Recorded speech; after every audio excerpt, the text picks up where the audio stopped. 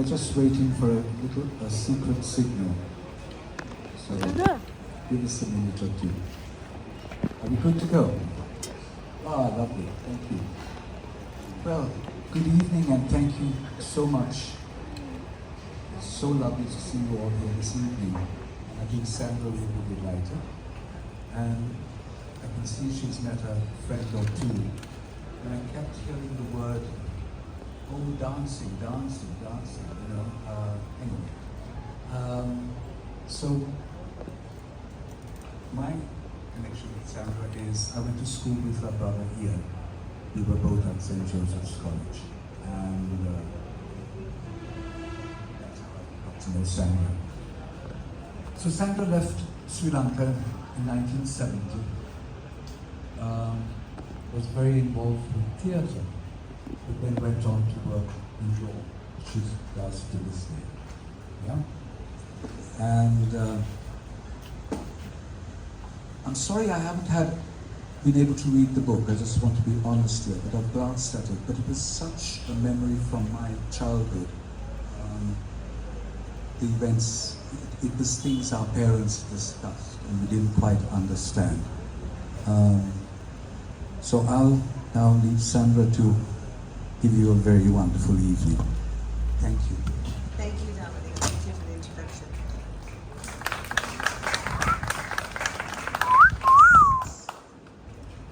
So,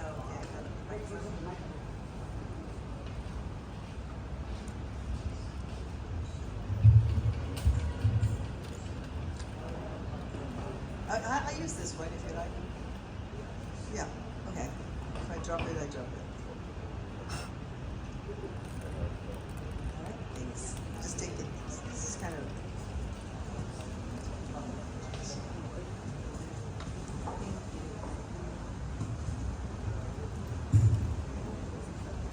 Okay, so I promised my brother I wouldn't stray from the script and carry on. So I did write a script, and I'll read from it.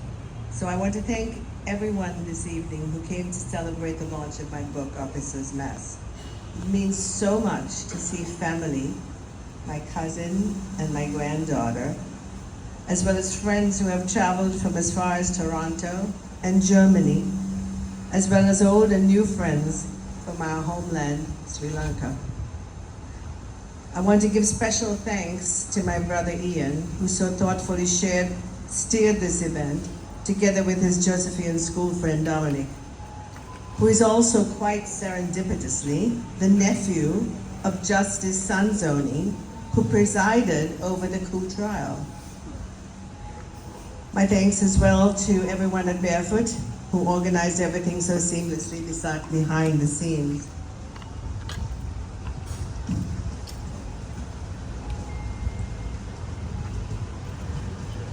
Officer's Mess tells the story of the 1962 coup and its impact on our family. When I'm asked why I wrote this book, I have a very simple answer. I had to write this book.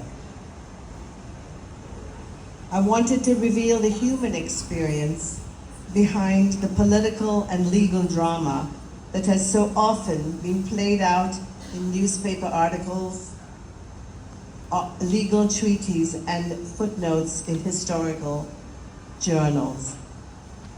As with my previous book, The Legal Rights of Minors, I sought to translate complex concepts into everyday language so the story would resonate with all readers, whether or not they came from the same political, legal, or cultural background. I wrote it from the perspective of myself as a precocious young girl and filtered through the lens of who I am today, a daughter, a wife, a mother, a grandmother, and a lawyer. My hope is that readers everywhere will gain deeper understanding of the nuances of Sri Lankan life and recognize in this family's story something universal. The way families everywhere in the world confront and ultimately survive crises that shake their very foundations. So I'm going to begin the book with reading a poem that my mother wrote that I included in the before the first chapter. It sort of sets a scene as to how our lives were before this coup came into it. There's a kind of serenity that I found was important to include to show exactly how we were before it all happened. She's writing about Diathalava, the place where my father was stationed, his first assignment in the army, and just how happy she was there. Life before the coup. Do the thistle and fox yet stand on the hill? Does the mist lie low in the valleys? And do hibiscus and rhododendron bloom there at will? Does the reveille sound to the recruits march, and the sergeants shout command as they drill? Tell me, is it the old Diathalava where time's caravan passed by, and for a while stood still? This is from the poem Diathalava by Dorothy Luther Joseph. So, as you know, the book is titled Officer's Mess. So the first chapter obviously has to be about the mess. It sort of sets the stage for what happens later on. Uncle Bull kept a pet leopard in the army officers' mess, a place where my father and other infantry officers would gather for a drink or two or more to share their thoughts and stories, peppered with a mix of jokes and hushed scandals. 10 years after the British troops left Ceylon, the army officers' mess remained, a glamorous, untouched legacy that never failed to intrigue me.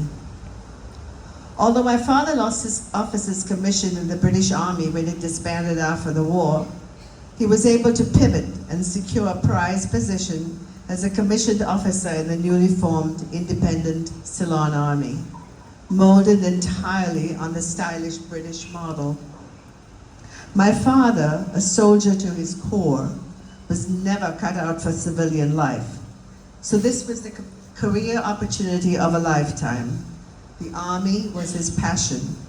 It offered him the camaraderie of fellow officers and soldiers whose company he thrived on, whether on the rifle range, the parade grounds, the soccer field, or in my favorite place, the officers' mess. My mother, younger brother Ian, and I would accompany him on a Sunday afternoon after a soccer game or sports meet at the camp to the mess, a place that offered us a grander, more luxurious space outside our 3-bedroom apartment in civil servants' housing called The Flats, in the capital city of Colombo. The mess was a spatial colonial-style house on a rubber plantation in Panagoda, now the Ceylon Light Infantry Camp. It was a less formal place for officers of all ranks to discuss military shop talk and hash out complaints and problems with the support and guidance of fellow officers. Officers came through the ranks, forging lifetime friendships and strengthening bonds that were meant to withstand the life and death test on any battlefield. Loyalty was key, and keeping a stiff upper lip under fire was the unwritten rule. Junior officers who were fresh from training in Sandhurst, the prestigious British Military Academy, flaunted their newly acquired British airs and graces in the formal dining room, where sumptuous Ceylonese and Western fare was served by attentive stewards, dressed in starched white jackets and native sarongs. The social area of the mess, the hall or sala, was described by my mother as being luxurious in the understated British fashion of comfort without compromising on style. I wasn't sure what this meant, but I loved roaming around the large open rooms, inhaling the pungent smells of beer, spirits, cigarettes and fresh floor polish, looking for my father in old framed photographs of British and Ceylonese uniformed officers. Seated with arms folded, rows of soldiers standing stiffly upright behind them. I marveled at the mounted silver regimental swords, rifles, stuffed leopard heads, shields and trophies won in sports competitions with other regiments. Why is it called a mess when it's so tidy, I asked, in the presence of the junior officers, the first time I laid my eyes on this intriguing playground at age 6. Good question, Sandy, responded Uncle Mano, who, like all male adults in Ceylon, are called Uncle, whether related to you or not. He was the handsome army captain with the chipped front tooth, adding charm to his already captivating smile. What say we find the answer in one of those regimental history books collecting dust on the shelf over there, huh?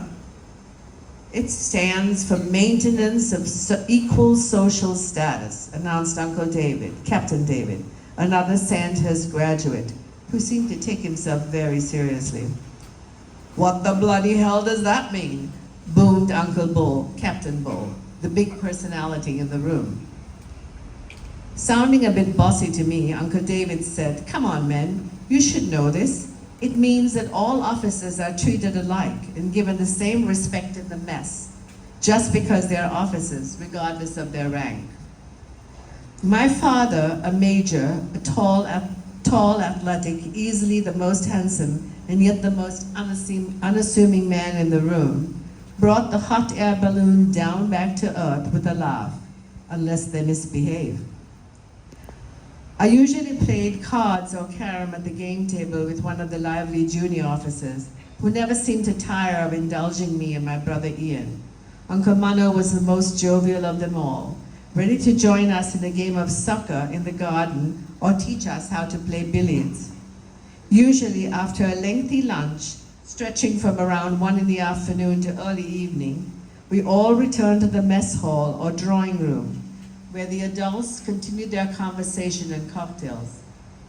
I remember the claret red leather sofa where I sat next to my father, sometimes falling asleep in his lap, breathing in the comforting scent of tobacco, well-scrubbed skin, and Old Spice cologne in the open space of his starched Oxford collared shirt.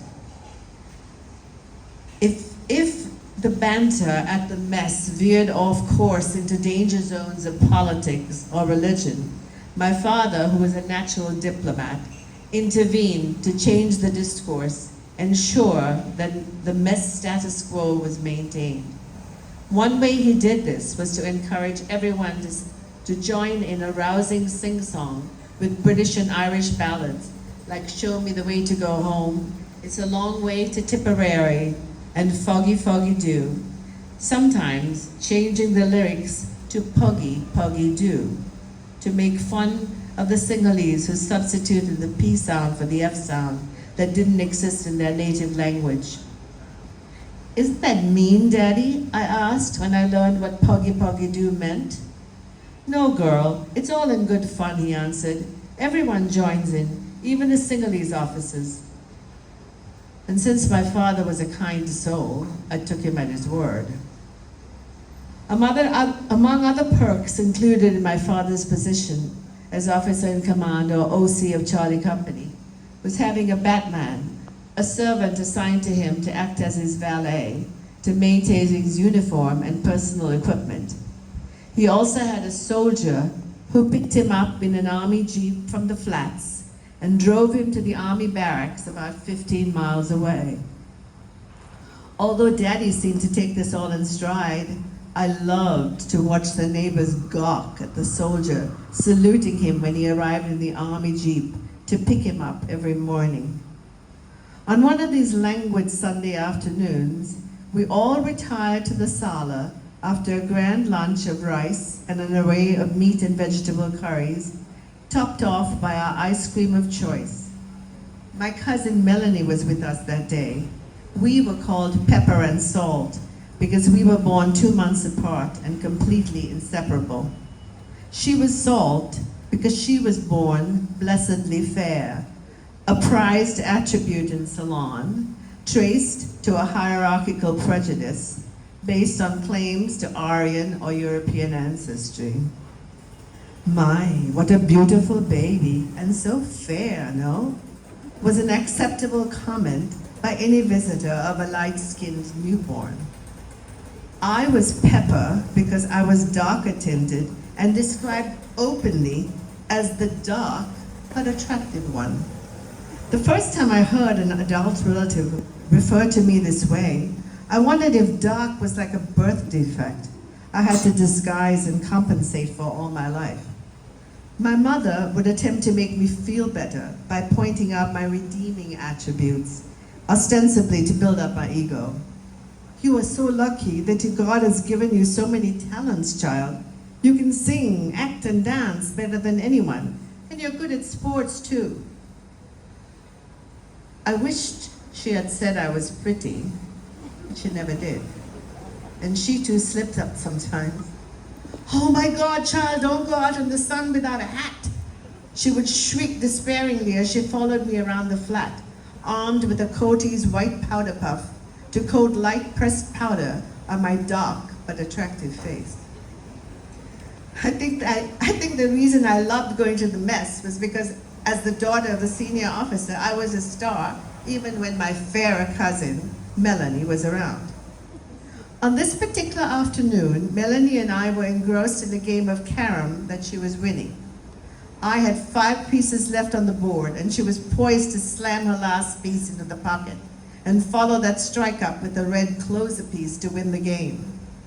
At the age of 7, we were too engrossed in our own pursuits to pay attention to the goings-on around us, including the movements of Captain Bull's pet leopard cub, Caesar, who was tied to a doorknob and crouched on a leash. We had both given Caesar the once-over and decided to ignore him because we didn't like the wild look in his yellow eyes. Captain Bull and present company, no doubt fueled by a little too much whiskey, must have persuaded my father to take my 4-year-old brother to see the leopard up close. Never too soon to toughen up the lad, eh? All I remember next was hearing my mother screaming and seeing her hitting her head with her fists, which she would only do in dire circumstances such as these.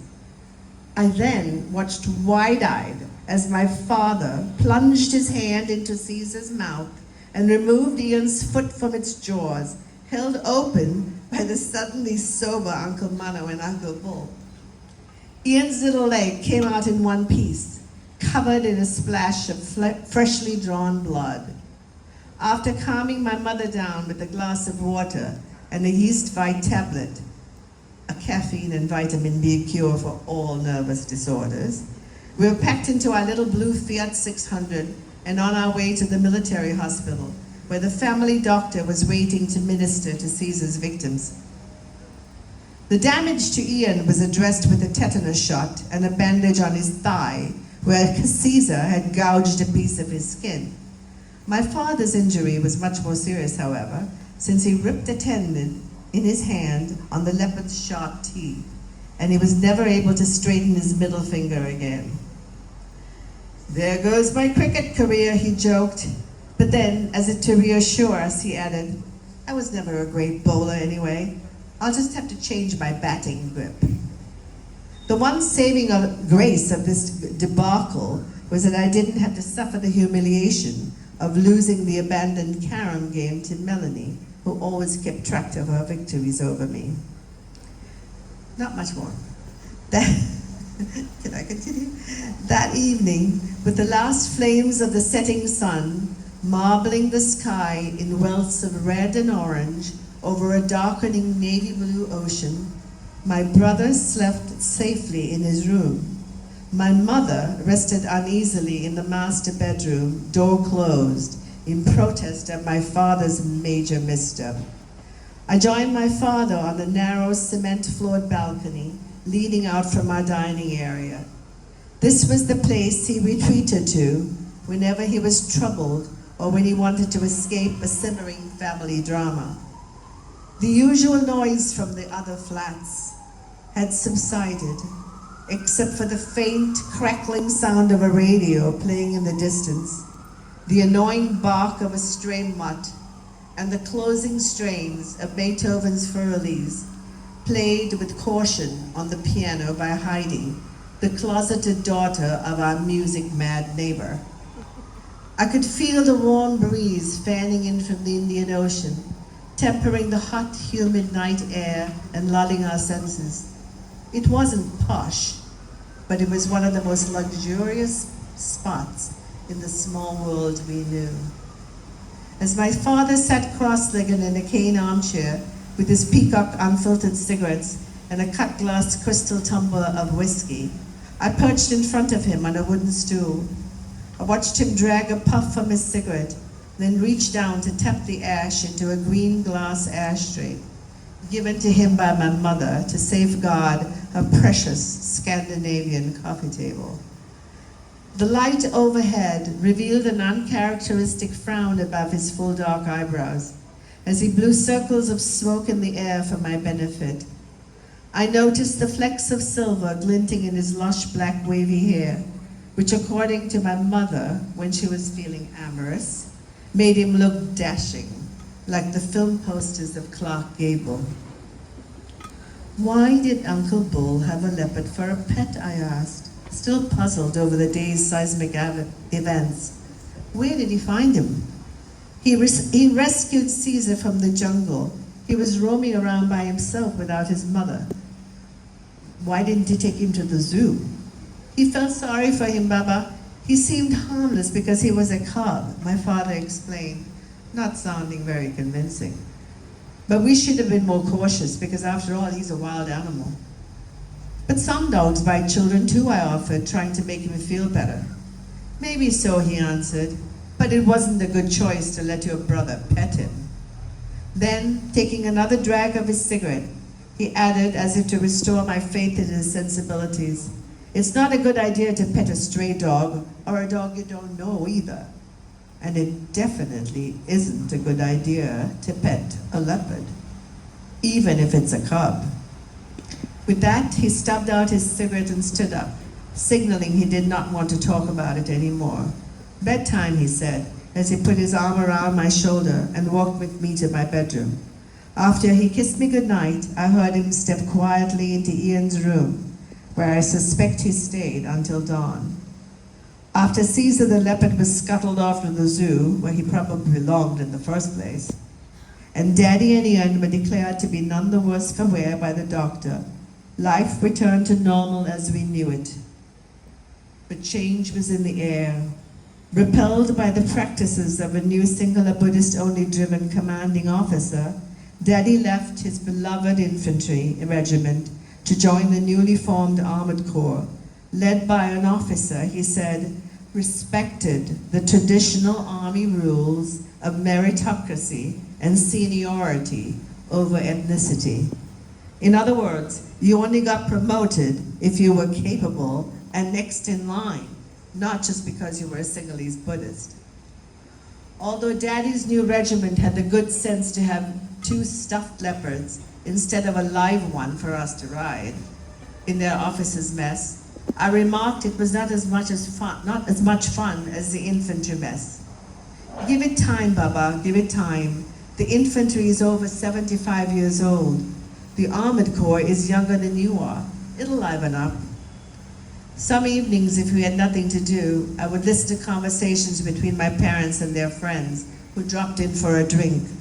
No one seemed to mind if they arrived unannounced, as is the Sri Lankan way. As the men sipped their arak, neat on the rocks, the ladies savored their passion fruit soft drinks in our small but stylish living room of the Scandinavian coffee table and chairs.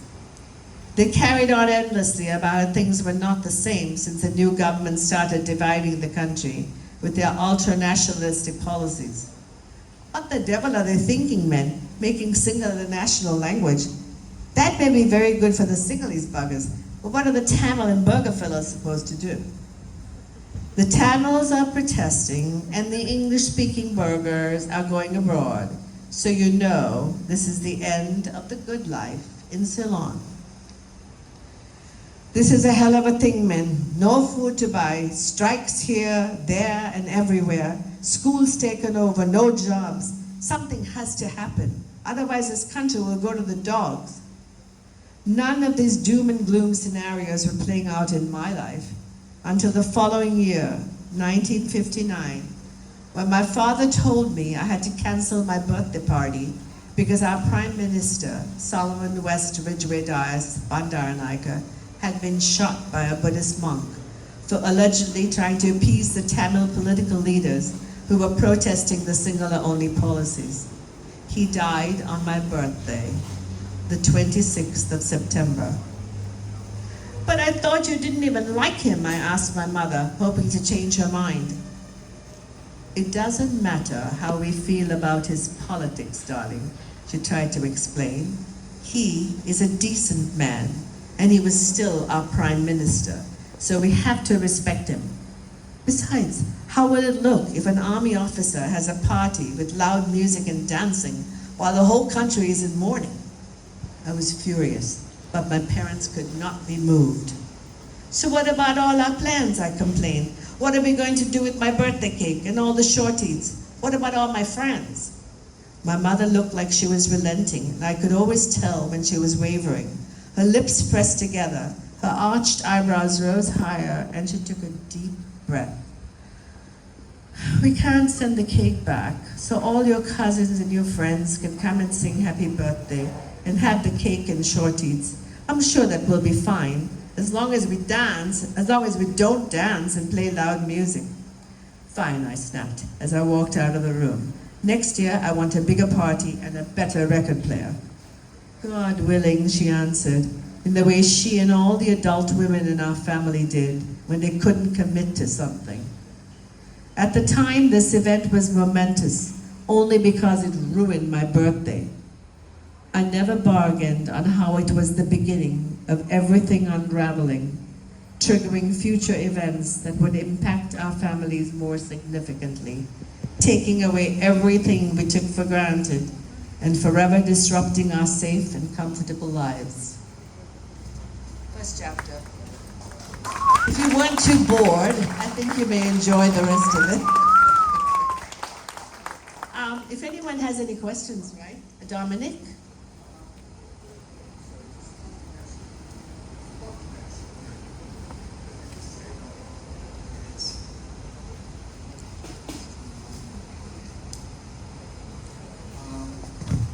Just to say that Sandra is donating all the proceeds from this book to the Gully Oya Central College, which had its science laboratories and the music, dance and drama halls damaged. And so that's what's happening with the proceeds. But my gosh, what a first chapter. You liked it? I loved it. Oh, good. Can we give her another round of applause, please?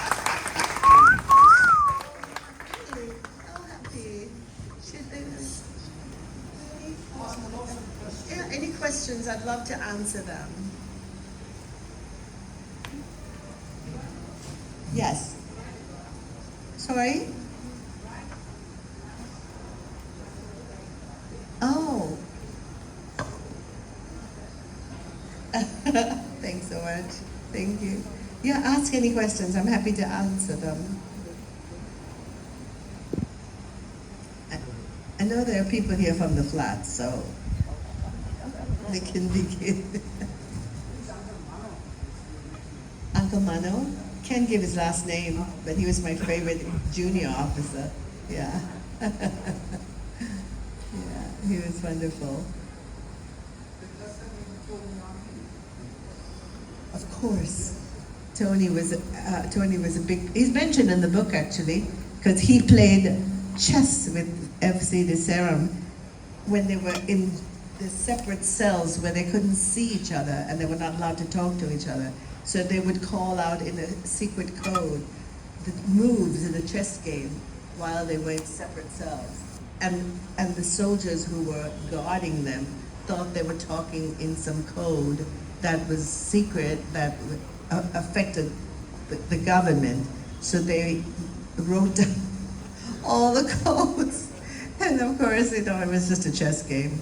So there were a lot of that's in the book. There's a lot of stories, that we have managed to include because I've talked to so many people who were involved in the coup, and well, no, I can't say that because they're no longer alive. But I've talked to people who remembered these experiences, and Tony wrote, a few things about his time in jail. Yes, he was prolific. Yes.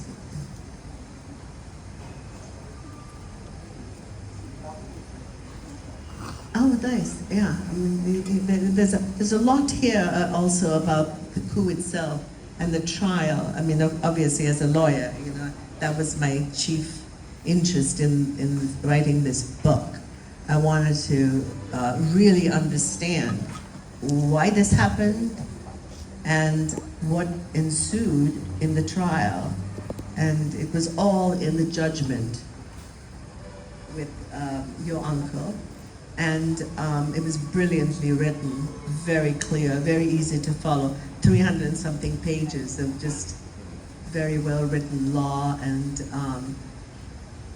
breakdown of all the testimony, which involved hundreds and hundreds of witnesses. That's why the trial went on for 3 years.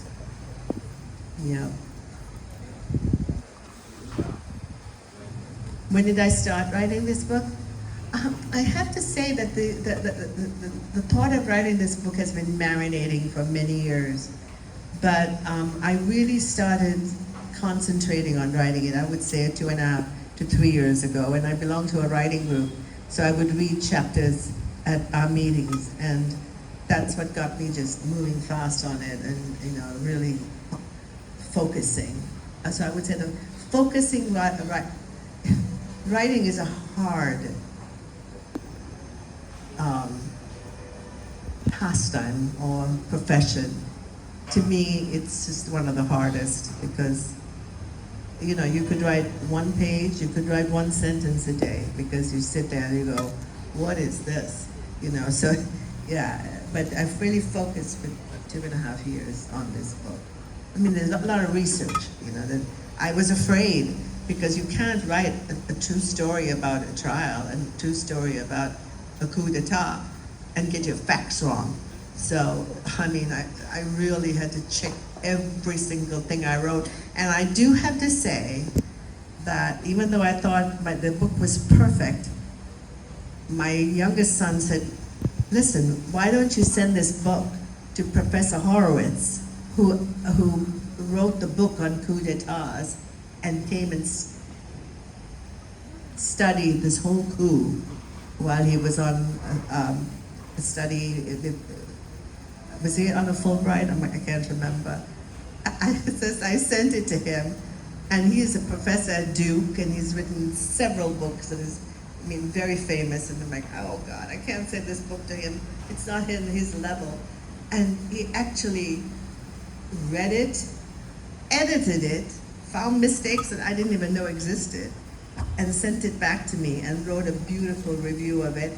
And I have to say, that his grandson is here, and he's on a Fulbright scholarship in Sri Lanka, studying Buddhism and politics. Justin is right there, so thrilled because he came all the way from Kandy for this launch. So happy to have you, Justin. Yeah. Yes, okay. Oh yeah, my father captained the St. Anthony's cricket team, so I'm not very fond of Philippines. No, not really. No, my uncle was a Trinitian. Wilton White was a Trinitian, so it was, and Duncan White, his cousin, yes. So, what else? Any more questions? Hold on, 1 second, you're next. Doreen?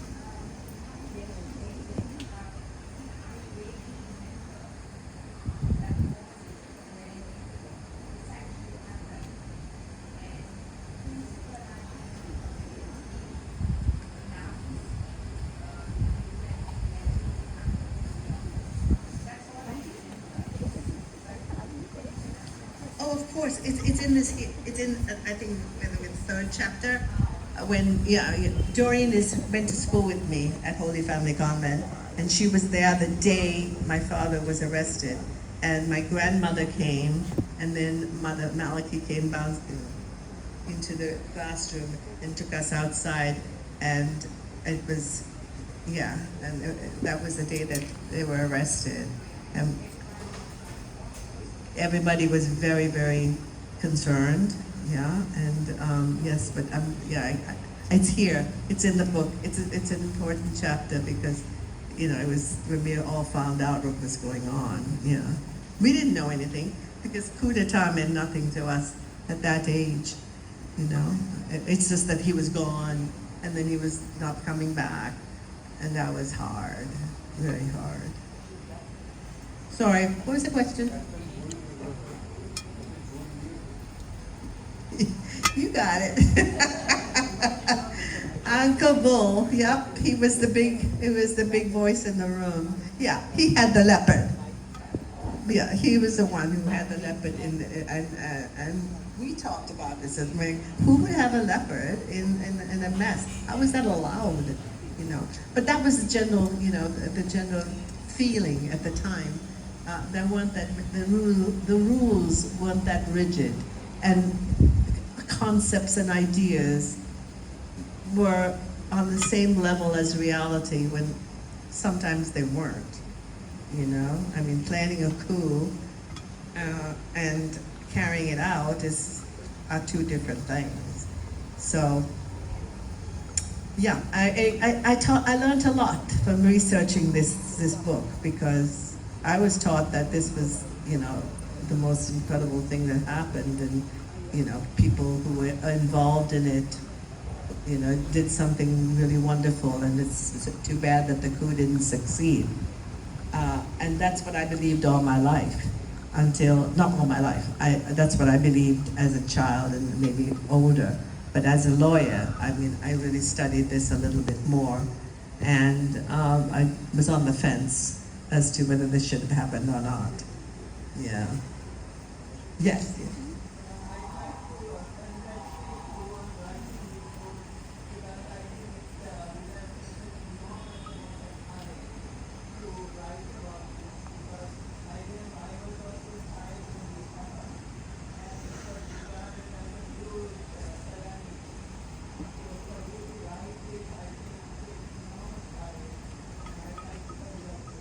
Thank you, and I have to say, thank you so much. But I met you in New Jersey through our friend Savitri, and we talked about this a lot. And we talked about, was this a strike against democracy, or was it, a courageous thing to do to save the country? And you sort of brought a lot of things out to me that I thought about a little more seriously. You gave me some good ideas. Plus, our friend over here has written a book about the Taliban, so she's was a good. What is the name of it again? Facing the Taliban. That's the book she wrote. So we had a lot of good comments, including seeing John Cleese that night, which was a lot of fun. Yeah. Yes, dear.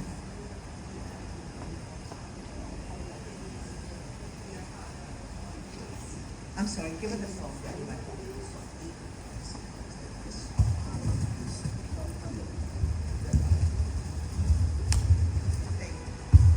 Oh, it's working, yes, go ahead.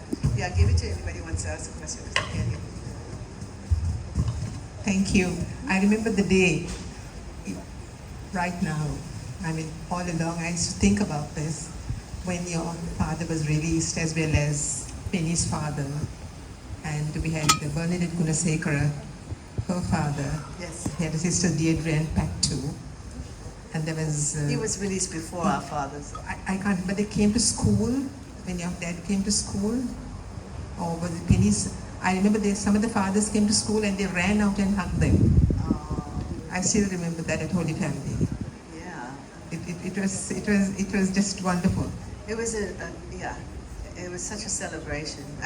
Living in the flats, forget it.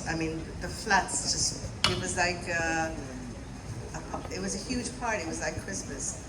You know, everybody was celebrating because they all was so close. You know, during the 3 years, everybody was just so supportive.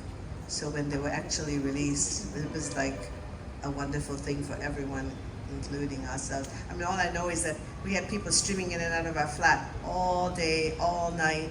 And my cousin Penny, who was here, told me, she goes, don't you remember? I kept washing glasses all the time because I had to keep pouring drinks for everybody who was coming to, you know, just celebrate with us. It was amazing, yeah.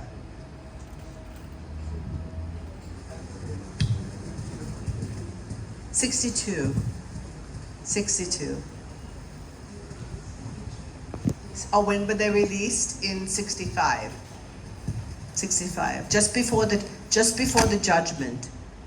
They had a lucky escape. They were released just before the judgment, when they were the 11 were sentenced to 10 years imprisonment. Yeah.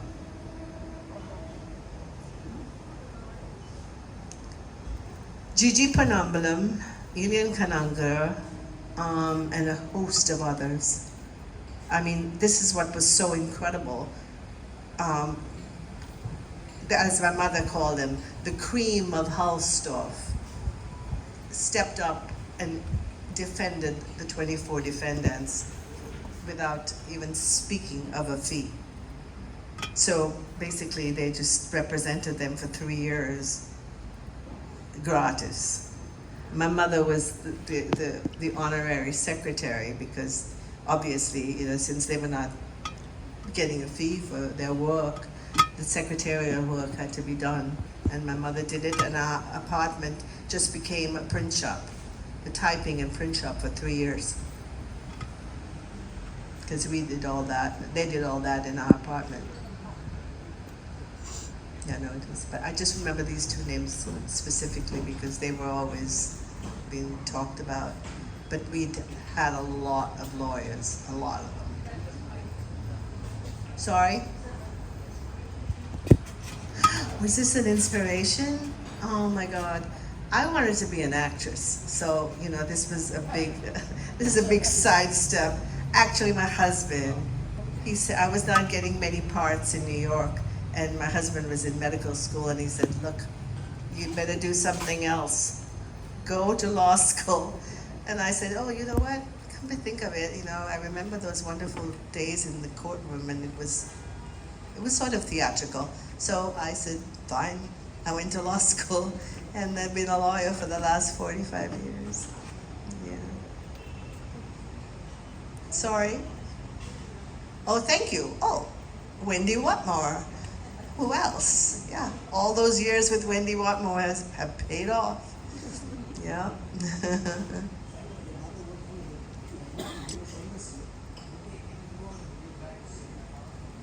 You know what?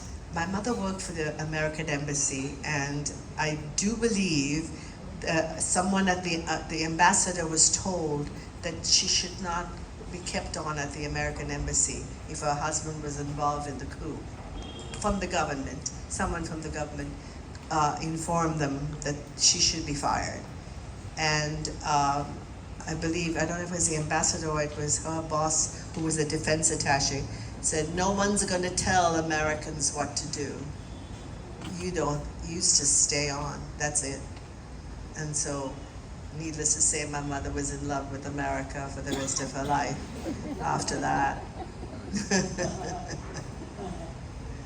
Yeah.